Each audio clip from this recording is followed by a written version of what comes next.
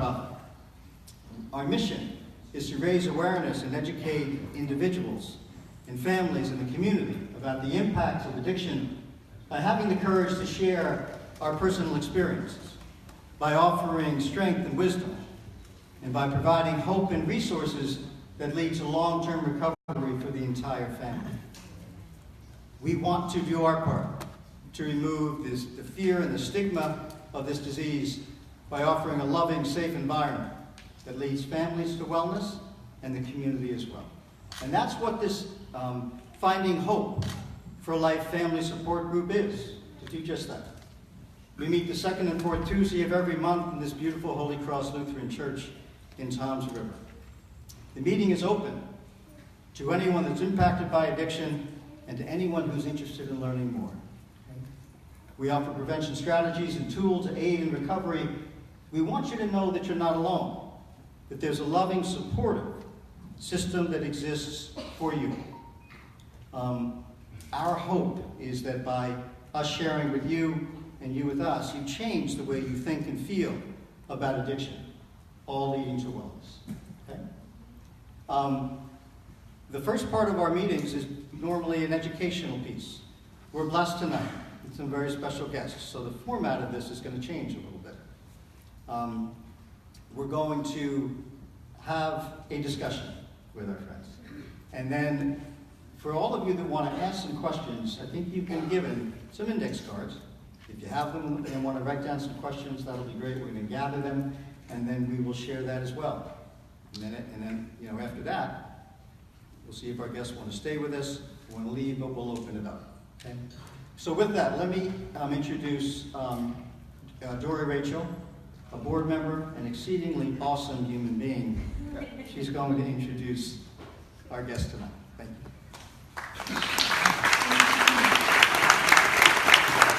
Hi, everybody. Good evening. Good evening. My name is Dory Rachel, and I am part of the team of Discovery Institute, which was started back in 1970. It's one of the comprehensive treatment facilities that's located in New Jersey. But I'm also on the board of Hope Sheds Light, and a part of this changing stigma, helping families, helping anybody that's been impacted by the disease of addiction. I come by it honestly. I tried to get sober in 1975. It was a 10-year struggle. I got sober in 85, and in that period of time, I kind of got launched into the career of working in prevention, treatment, and advocacy, and I landed here tonight to be with you. And part of the really cool thing about being a part of Discovery was I discovered that Mike, the situation, maybe now Mike the inspiration, Sorrentino,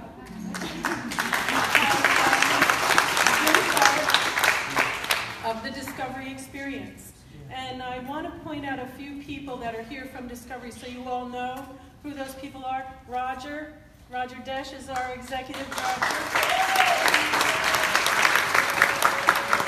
Jamie Riley, she is our alumni coordinator.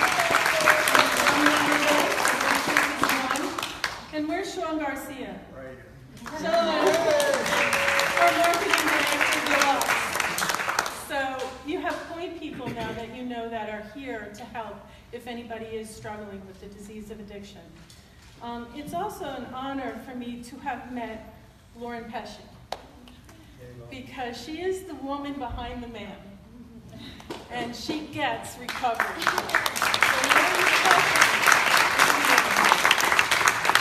And for anybody who's trying to bust through the stigma of addiction, the story that Mike has and the story that Lauren has and the recovery, I was reading your Twitter. Okay, y'all. And crazy. there are people that are saying, Mike, how in the world can you be in this environment and drink water and eat food?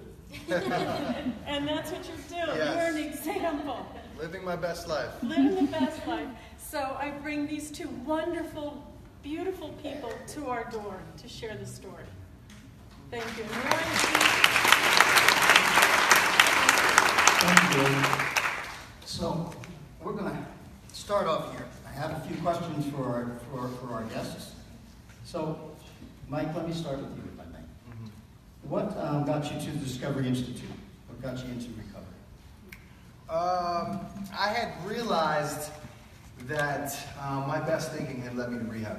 Once again. I was sick and tired of being sick and tired. I'm sure you guys heard that before. And I was willing to put all hands on deck to get good results this time. I wanted a good life for myself. I wanted to make my mother proud.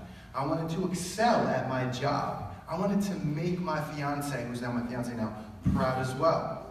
I eventually wanted to have a family and kids one day, so I was willing to do anything. I was willing to take the suggestions, which previous times I didn't before. I thought that I had this disease. I thought that I wasn't like you guys, and that I could just do it on willpower.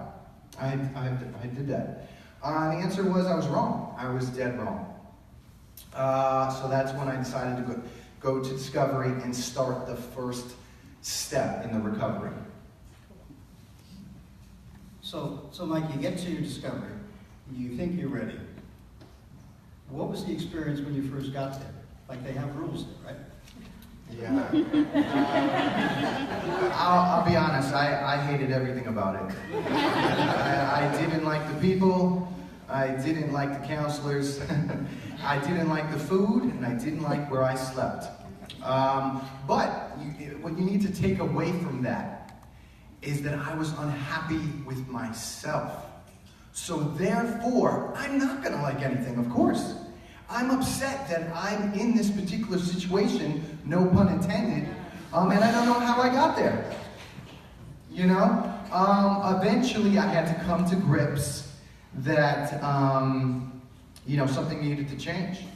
I needed to listen. I needed to really take this seriously. This is my life. This is a fight for my life. And I don't have time for mistakes anymore. I really don't. I wanted better for myself, and I was willing to do whatever it takes to get there. I appreciate that, because that is what it takes, kind of anyway. Everything.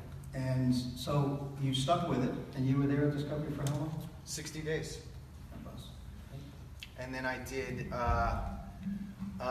did 60 days of inpatient treatment, and then I was also suggested to do outpatient. which I'll be honest, I didn't want to do that either. But I did it anyway.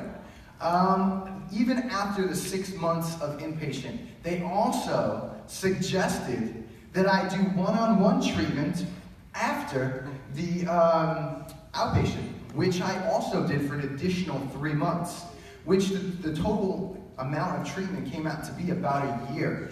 And to be honest, sitting back almost 3 years later now, I thank God that I did it. I thank God that I took the suggestions. I thank God that I didn't give up.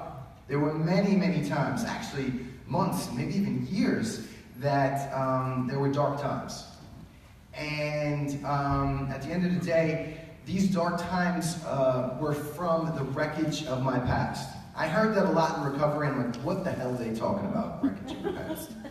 Actually, that means all these shitty decisions that you made when you were using for a very long period of time eventually have to be faced. Eventually. And that's where it comes in, where you do the next right thing, even when bad things are happening. You knock down these challenges every single day. One day at a time, you take it. And you knock down the challenges and you move forward and be the best person that you can be.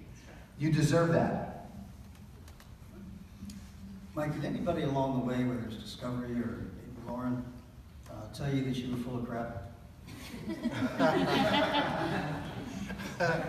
Obviously, before I went into treatment, yes, I've heard that a lot. But I had to humble myself. I had to educate myself. I had to understand that I didn't know everything. I don't have this disease. I can't do it by myself. I need help. And that's where the meetings came in. I didn't want to get a sponsor either. I'm just being honest. But eventually, I got a sponsor. I did the 90 and 90, which was suggested. I had a recovery network. As well as I worked on, mind, body, and spirit, which I also went to the gym. And I had sort of, not humble beginnings, but I had a lot of dark times in the beginning of my recovery, and I didn't have a lot of money. I didn't have a lot of resources. A lot of negative things were happening to me, and I was like, how can I better myself?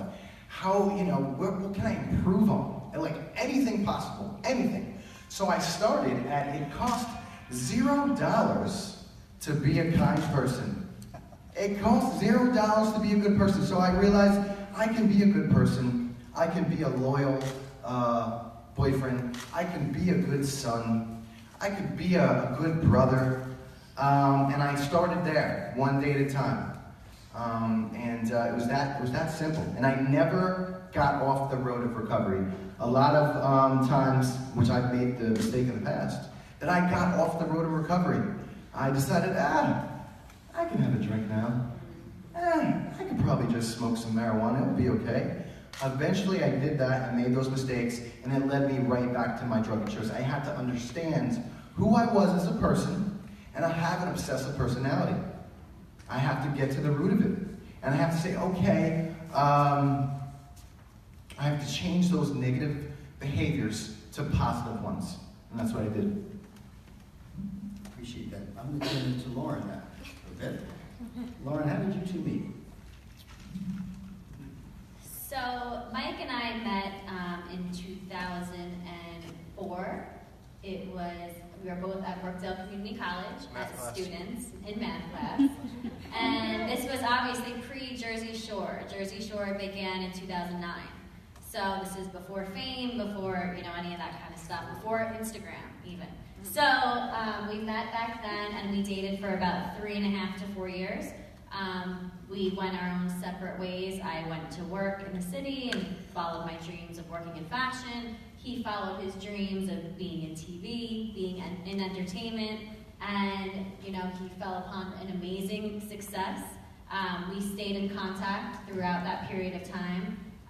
He called me through multiple ups and downs in that whirlwind of a couple of years of Jersey Shore superstardom, and it wasn't the right time for us then on a relationship level. And listen to what your gut tells you, because thank God I agreed it wasn't the right time, because we wouldn't be here today if we tried to work it out then. So once Jersey Shore came to an end in 2012, we ended up just running into each other a year after that, 2013, and we've been together ever since, and it was kind of like no time left off, and now we're engaged. So Yes. Did you know him, Lauren, when he was actively using? yes. Yes, I knew Mike when he was actively using. When we had met, we were in college, so that was kind of, the very beginning stages of experimental phase, where almost everyone in that environment is given the choice of, are you going to experiment or are you going to not? And Mike, played with that game a little bit, and I didn't like the way that was going, but he continued to just play and, put his foot in the pool a little bit, and I just went my own way, he went his own way. And then when we came back together 4 or so years ago, he was struggling. Yeah. He was struggling between, he'd go through periods of time of being sober and doing great, and then something would happen that would take him out of his peace, and he wouldn't have the patience to work through it. He wasn't working through a program. He had no support in that kind of recovery sense, and he would relapse, and he would relapse hard, and it would be devastating. I stuck by him through that. It was not easy. It's a lot of faith and a lot of work, and a lot of work on myself to know that I can't take on that responsibility for what the actions he chooses to do. I have my own experience through my own family. Every family, I feel like, has some experience with recovery and addiction. And when the year Mike and I got back together, which was 2013, that fall, my brother passed away from an overdose, my younger brother, who was 25, and his name is Christopher. And I don't know where I would be right now without Mike helping me get through that. So even though he was struggling with his own active addiction at the time, up and down, it gave me an appreciation of realizing this is an addiction. And just because I didn't have the personal experience of an addiction, I was very angry and I was very angry at my brother, and even after he passed, I was angry with him, and for months I was angry with him, holding grudges, and then it took me probably years to be like, I can't ever make up with him, I can't fight with him about it, and it took a lot of work on myself, and a lot of work of, appreciation of seeing someone who went through the same process, the same addiction, and made it out the other side.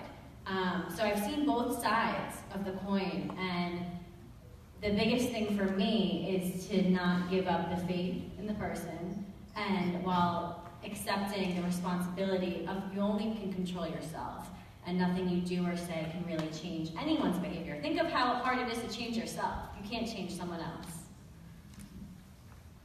That's awesome. So you've changed. Yes. You've changed for the better. Yes. And how do you keep yourself healthy now? Right now, trying to keep myself healthy is my number one priority. So if I am not healthy, I'm not going to be able to be a support system or, look out for anybody else in that manner. I'm a very spiritual person. I don't, push my religion on anybody else, but I hope that everybody believes in a higher power, that somebody is out there, watching over, seeing what kind of karmic things are going on in your life, and that is my backbone of my health, is my faith. My family, my community. I support all of the events that he goes to, including recovery. I make sure to be at all the recovery events, but also his other work engagements. I try to stay involved in that and, be a layer of support for him throughout that too, which helps me giving back to him. You're awesome. And now, Mike, so you're sober now for 4? Right now I have exactly 29 months. Congratulations.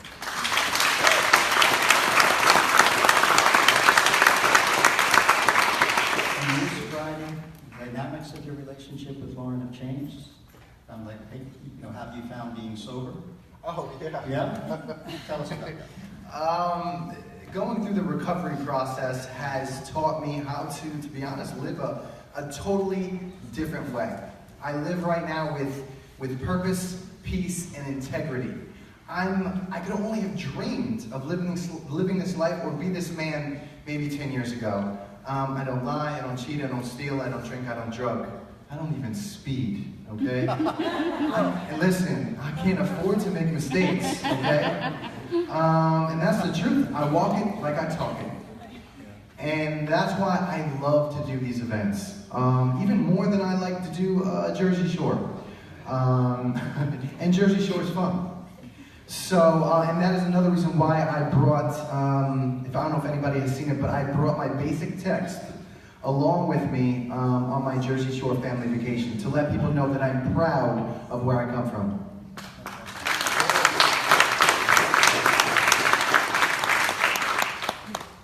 Mike, this question, and I'm going to read it. While filming, what flashbacks of your time at Discovery did you have? And when did you have it? I would have to say the biggest flashbacks was just running the tape. I didn't even know what running the tape meant, until going through recovery. And pretty much running the tape is running the tape on your decisions in life. And I had not been into a club or into temptation in years. I didn't go to a club, for many years in the foundation of my recovery, I did not go to clubs. But now it was sort of my job to go, and I needed to find a different way to have fun. Also, I knew that everyone would be watching, and I wanted to provide a good example for recovery of the people watching. I wanted to say that, listen guys, you can still go out if you have a good foundation of recovery. I had at least 2 years before I did anything like that. And I went to the club, and I came from the standpoint of being grateful that I was there with my best friends. Also understanding that I have to run my own race. I have to stay in my lane. I don't know if anybody knows what that means. It pretty much means when someone is running a race, do you ever see, if you look to the right of you, you're probably going to trip, right? If you look behind you, you're also going to trip. But if you concentrate on your own steps put one in front of the other, you got a shot. And that's just exactly what I did. I went out, had fun, and I challenged myself to have fun without a drink or a drug, and I did just that. But there were people that you could look to along the way to help keep you focused, right? Yes. All of my friends on Jersey Shore Family Vacation, including the producers producing the show, knew that I was in recovery, and they knew that that was a delicate situation. I'm sure they were, a little worried what was going to happen when I first entered, but they were all looking out for me anytime, there was a situation or whatever. They'd be worried about Michael. Listen, does Mike have a water? Does Mike have a Red Bull? Now, I'm letting people know right now that I don't suggest that you go into a club in early recovery. I'm letting you know right now. I had to do it for my job, and I had over 2 years of a solid foundation of recovery before I did that. What is your greatest discovery takeaway? That's the next question. I would have to say the biggest discovery takeaway was, first of all, never to get off the road of recovery. That is number one. And it's not a cliche to say one day at a time. It's not. And just like I said about the race, if you look too far ahead, you're going to trip.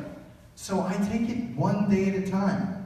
I want to be the best version of myself one day at a time. And for many years, I knew that it was going to be a long road, but I was fine with it. I said to myself, one day I will love myself enough. Because in early recovery, that's something that we don't do. We're a little upset with ourselves. We're a little maybe depressed how this happened to us.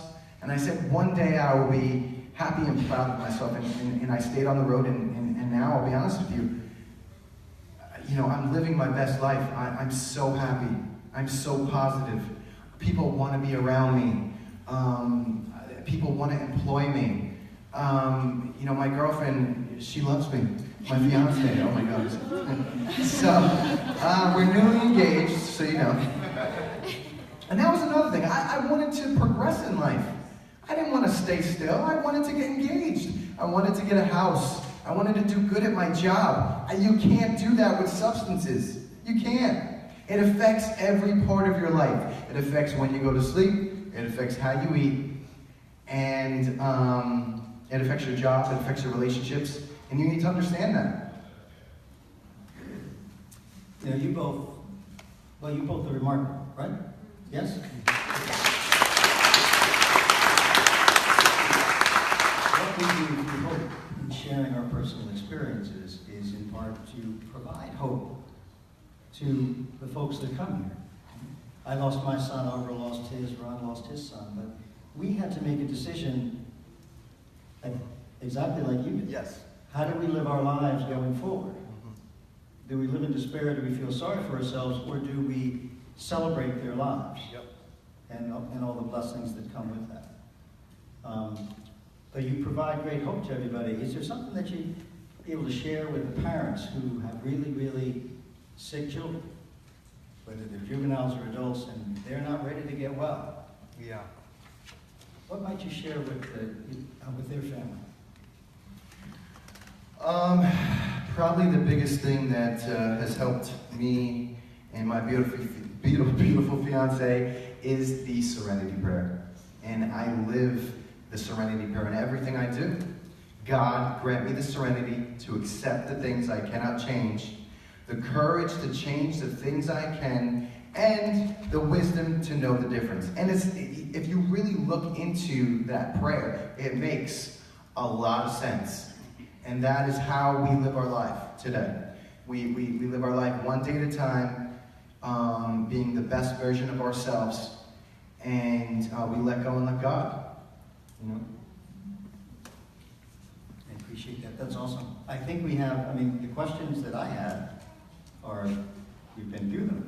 I know that Pam is gathering up some questions from the audience, I believe.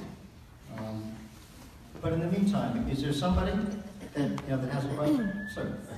Well, first of all, I mean, I thank you for being here today. I mean, it's you're inspirational to so many people. I don't watch the Jersey Shore, but my kids do. You know, one of the things is that you're helping so many people now.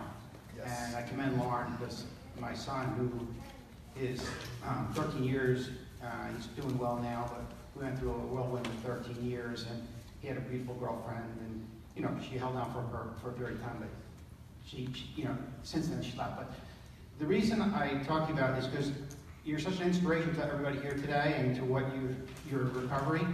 But you know, on the other hand, what Jersey Shore does is it encourages a lot of bad behavior because people see that as a thing that they'd like to, they see you as something that they would like to be. And I just would like to know your thoughts on that. Thank you. Well, you know, you're absolutely right. But at the end of the day, it goes back to staying in your lane and running your own race. Okay, I cannot, you know, party like them today. I can't. But I can come from where I come from, and I can provide hope for guys like us. Okay, the recovery world, and I can show you guys that you can still have fun in recovery. You can still be with your friends. You just can't drink or drug. You know what I mean? And I'm not going to point my finger or look at what they're doing next to me. They might be able to have a drink here and there, but I know I can't. And I know people in recovery, they can't as well either. Okay, we have some questions. One from Robin. Can you elaborate, like, on the beginnings of your addiction, and when did you realize you were in trouble? Ooh, nice one. In the beginnings of what? In the beginnings of your addiction. In the beginnings of my addiction, it was mainly experimental phase. I had a lot of resources. Everyone was a yes man.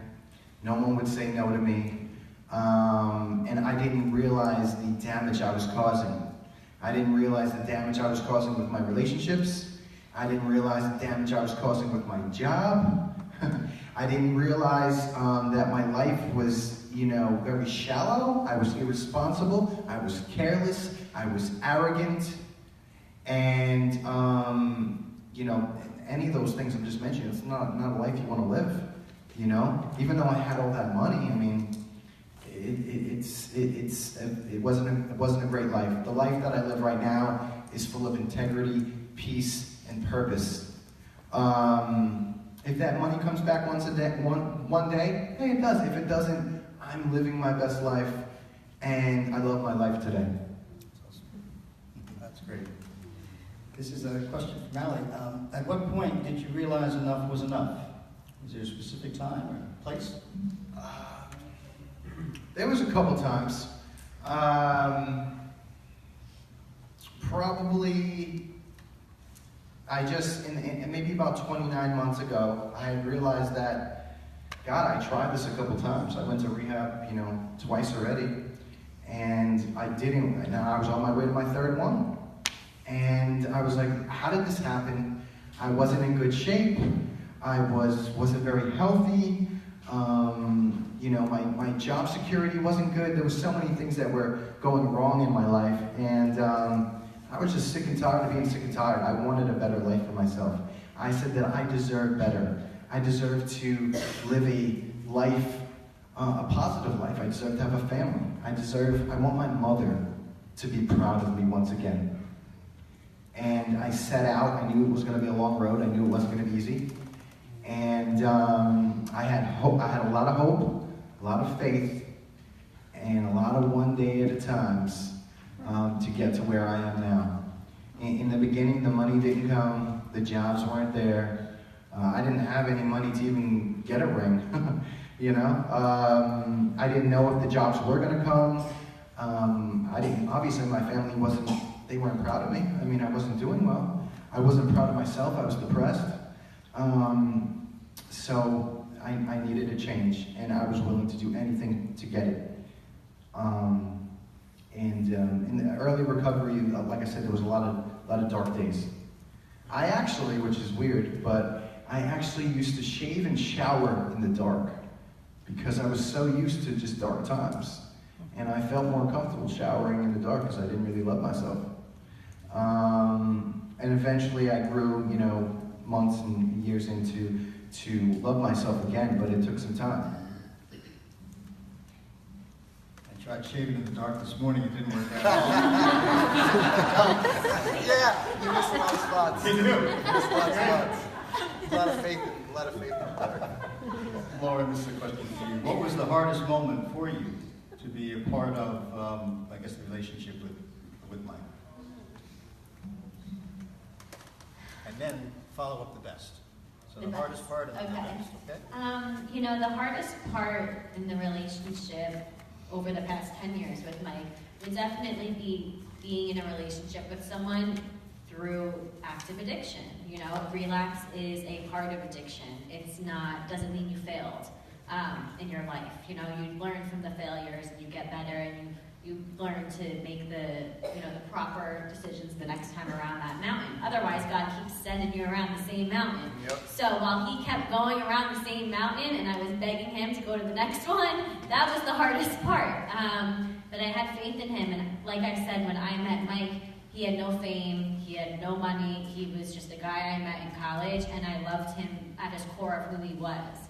So that's that person I was fighting for.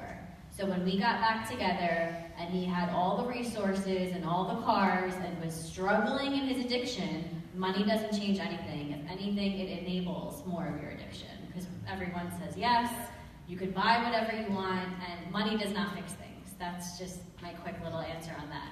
But the best part of the relationship with Mike is now, I've always seen this Michael. So even when he was in the throes of his addiction, this is the person who I've always loved and always fought for, and the person who I was always proud of when he reached his Jersey Shore success professionally. What the best part of the relationship is now the world gets to see the Michael I've always known.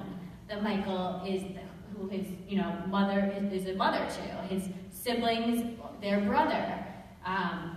His friends in recovery, they see like Michael Sorrentino. They don't see this larger-than-life character that he put on TV, to entertain everyone, to do his job. So I think I just love that people can see who he is at his core today. Lauren, did you ever... Did there come a time in your relationship when you ever thought about leaving him to help him hit quote rock bottom? There were definitely times where I thought about leaving to try to teach him. I don't know that that's the answer for people, for the person to then, become sober for themselves. Because if you ever do it for someone else, it's never going to stick. Sometimes he did get sober for me. It was never long term. This most recent time was 29 months ago when he had gone to Discovery. He was at a very, very low point, one of his darkest points, I think, he's ever been in his life. And at that point, our relationship could not withstand any mistakes. So the addiction was so deep that we weren't breaking up, but there was no room for a relationship. So he really didn't have, an opportunity to be in the relationship at the time. He had to get himself up off the ground and get into rehab and get sober. And he called me every day from rehab, and he promised me the world. I still have those voicemails saved. She does. In case he ever tried to tell me, oh, I didn't say that. Yep. So I literally still have them saved. She has those voicemails. And ever since then, though, he's done everything he said he would. Yep. And he honestly, I had expectations set very high for us to stay together through this last process of rehab. And he exceeded those expectations. So that's why we're here today.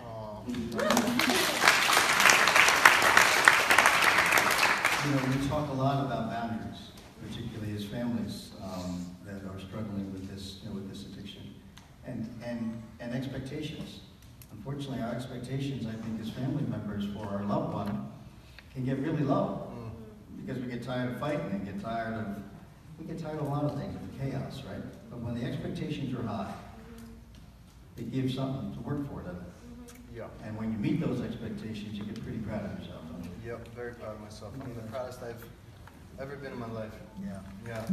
Tell me about your family. Did your family know recovery? Did your family know addiction? No, my family did not know recovery. They did not know addiction, and I cannot expect them to, you know. At the end of the day, for me, it was my choice that I had to get sober. I am responsible and accountable for my decisions in life, and no one is coming to save me. It's the truth. You are responsible for your life, so I set out to better myself, one day at a time. Like in the beginning of recovery, there was a lot of doubt. I'll be honest, many times in my recovery, the devil whispered in my ear. He said, you cannot withstand the storm. And I eventually started to whisper back, I am the storm. That's true. Here's a question from a parent, Mike, and I'll ask you both. So as a parent, should we allow our child to live in our home using drugs without a program? So the background of that story is we have family members who, all of us adore our kids. They're afraid if they put them out, right? Yeah. So, what is your thought? You guys have any thoughts about having a child living at home using drugs? Does that make any sense to you guys based on where you are? I have never thought of it like that. We are actually working on, starting our own family now. But being in recovery and hearing your question, that's a very difficult question. It really is. I would think to possibly drug test my child in the house, possibly set up some rules. But you're telling me that he's going to be continuing to break them, correct? Right. Yeah. This is a question that my family discussed. My sister's sitting here. Michelle, how many years? How many years of discussion? Yep. I have two sisters and I had a brother who had passed from this disease. So we were always arguing and discussing, what are we going to do? Is he going to be here? I was mad he was living home at one time. I didn't want him in my room. It was just crazy chaos. And the short of the long of it is, there's no right answer. You have to have the faith, have the healthy boundaries with your child. Do what Mike suggested, make rules, try to drug test, do what you can, but you can't drive yourself crazy. You have to keep yourself healthy so that you have a healthy boundaries for your own relationship. Because guess what? If you don't do that, your marriage is going to suffer. Your relationship with your other children is going to suffer. This addiction affects everybody in the family, and that's going to happen naturally. But if you just, try to have your faith in God, surrender to the process, keep yourself healthy, and try to have healthy boundaries, you're doing the best you can. And there's no easy answer to that question. Next question, is it hard to stay sober around others who are using? I'd like to say I didn't think it was going to be as hard as it was. I thought that I had 2 years of foundation of recovery and I'd be able to handle it. But when I first went into the club, it was like a sensory overload because I hadn't been there in years. The temptations with women and the alcohol and people, doing drugs, it wasn't as easy, as I thought it was going to be. Like I said, I had to come from a grateful standpoint and remember a lot of my teachings in recovery and discovery, that I can no longer drink or drug anymore. I've tried that road many times and failed miserably, and I wanted a better life. And that's when I said, I stay in my own lane and run my own race, and that's about that. And that's great. So, this next question is, in early sobriety, what was the worst situation you got yourself into? You're questioning for step one, being honest with yourself. Yeah, there's a couple tricky situations in the beginning of my recovery. In the beginning of recovery, you're similar to a baby. You're very susceptible to everything. I would go to meetings And the women at the meetings, I would be just, there were temptations there. And I have a woman at home, but I'm just trying to share with the group that happens in the beginning of recovery. I had to learn to not put myself in the equation, it's called, to make a mistake. And an equation means, and for example, it means almost like if you drink and drive, there's going to be some consequences. If you are, if you have a woman at home and you go to a strip club, okay, that's a risky situation right there, because now you're tempting yourself. You are actually putting yourself in an equation to mess up. So don't put yourself in equations that are tempting, that you're susceptible to make mistakes, as long as you possibly can. Now I probably can go a lot of places, but I don't push it. So, in balancing your lifestyle with your recovery, what does a healthy lifestyle look like for you now? A healthy lifestyle for me is definitely putting my recovery first. I'll be honest, I love coming here. I love to do my events for Discovery. Once a month. I'm actually working on, events in Baltimore and Philadelphia to continue to share my experience, strength, and hope across the country, maybe even the world. It's really a blessing. After that step, it's a balanced life of exercise, work, family, and that's really what it is. I take it one day at a time. I eat healthy. I make sure that I'm good to my sweetheart here. I make sure that I'm good to my mother. I make sure that I'm a good friend. They're all, pretty simple things if you think about it. People complicate things sometimes. They really do. And I'm just living an awesome life. I am dealing with certain consequences from negative decisions or indecision that maybe has been made years ago, but very, very few. Because I've already knocked down those challenges. I've already faced them already. You can't run from your mistakes. You have to eventually face them. And I'm so proud of my progress today.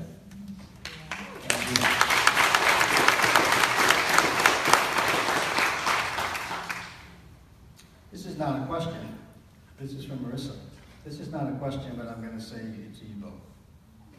But you're both heroes. That's what Marissa says. Oh, Thank you. In the traditions and values of AA and NA fellowships, they talk about anonymity and how important it is. yeah. Okay. That doesn't apply to me. Well, yeah, because we're kind of sitting here and there's cameras everywhere, so you're not really anonymous, and that doesn't bother you, huh? In the beginning, that was an excuse. I didn't want to get a sponsor because I thought everyone knew who I was. I didn't want to go to meetings because I thought everyone knew who I was. I needed to drop every single excuse that there was, because I needed to put my recovery first. And I had to drop my ego. I got very humble. And now when I show up to meetings, I love it. You know what I mean? I really do. I love to speak at meetings. I love to do anything recovery related. I'm very, very proud of myself today. But in the beginning, I knew that for me there was no anonymity. That's why I said it quick, because otherwise, the same journey for me though, as a dad in recovery. I just knew with God's grace early on that it was so important to talk about this experience, because it was in my family, it's in your family. It's in your family, it's in other people's family. And the secrets keep us safe, don't they? Yes. So when we talk about it together, Yeah. even if it's just right here, it's just vital and it's empowering, and our great blessing is that people walk out of here, and I hope everyone feel that way tonight. But you walk out with hope, right? Yeah. Hope for a better tomorrow, hope that we can succeed. And you guys are wonderful examples of that. You really are. Those are the questions that I have. I'm going to ask for guidance from people much smarter than me. Pam, our CEO, did I introduce Pam? Pam is our Chief Executive Officer, and she is just a wonderful person. But I don't even know what you want to speak tonight. I'll try not to make more, but we're good. I don't know if you have other questions. We went around earlier. Did anyone not hand in a question that wants to hand one in? You have a question, dear, and I can repeat it? I just wanted to ask Mike, I just actually, a few nights ago, saw a documentary called The Anonymous People, and basically it goes through up to about 2011, from way back in the 60s, where Bill W. was bringing recovery more on the open and kind of working on the anonymous part of it. Did you ever think of doing anything like that in the future? Because the film ends basically with the crack era, and now it's an opiate, and we need people like you to put a face to recovery. Yep. Thank you. Yeah.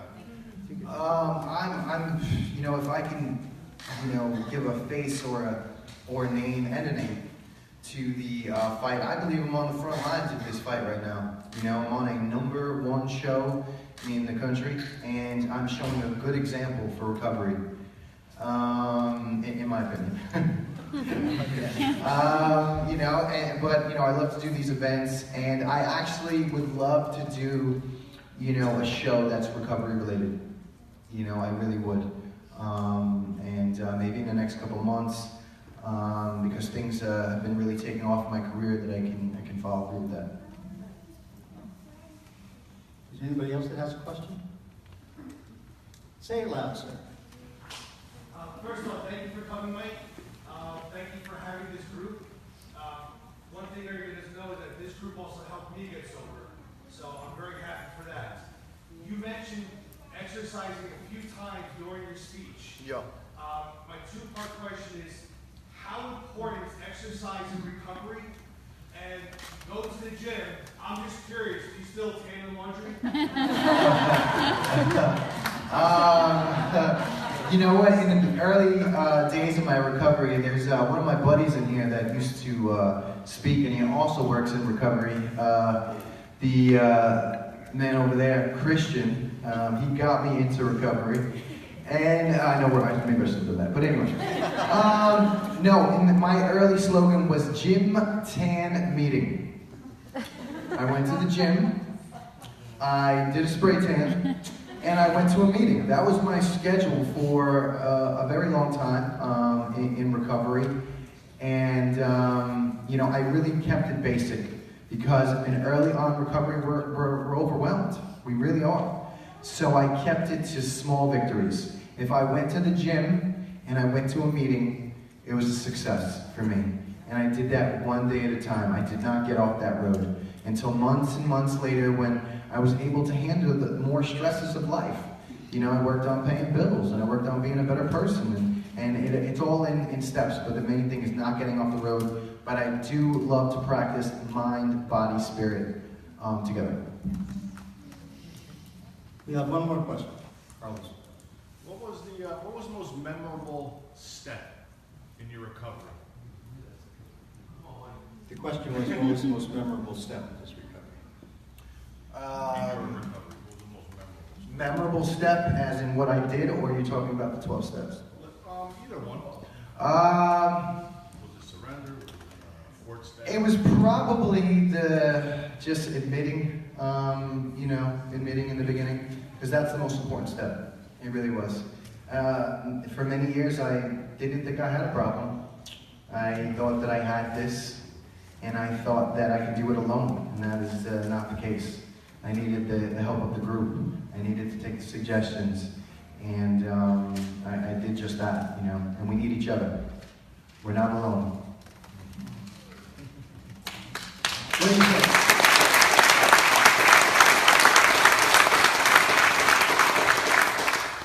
Mike, Lauren, we're incredibly grateful to you for taking your time out of your busy schedule to be with us.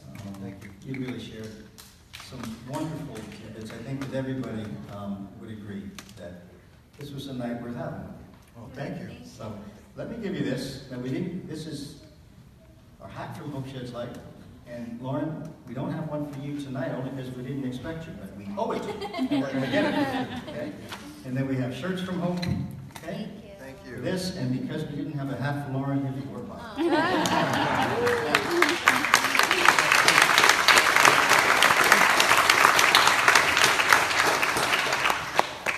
We would love it if you would join us at a special occasion that we have coming up. I'll tell you, it's our 5th annual celebration of Hope Walk. and it's in the Seaside Heights Boardwalk, right in the north end. It's September 8th, okay, from about 8 o'clock to 11 o'clock. I think it's amazing, Mike, and it was three knuckleheads. Ron and Arvo and I tried to put a walk together the first time and had no idea, except this blessing Dory helped us. We didn't know how many people were going to show up that first year. We thought maybe 85, Arvo asked. I said, well, I hope we have that many, and about 400 came, okay? Which surprised us, but pleased us because it gave us an opportunity to share, gave us an opportunity to allow people to get brave. Second year, we doubled that. Third year, 12. Last year, we had over 2,000 people, okay? Which it gives me great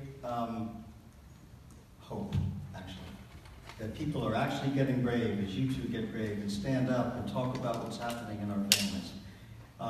If you have the time, we would love for you guys to be there with us and celebrate, what recovery looks like. Thank you. Thank these guys again.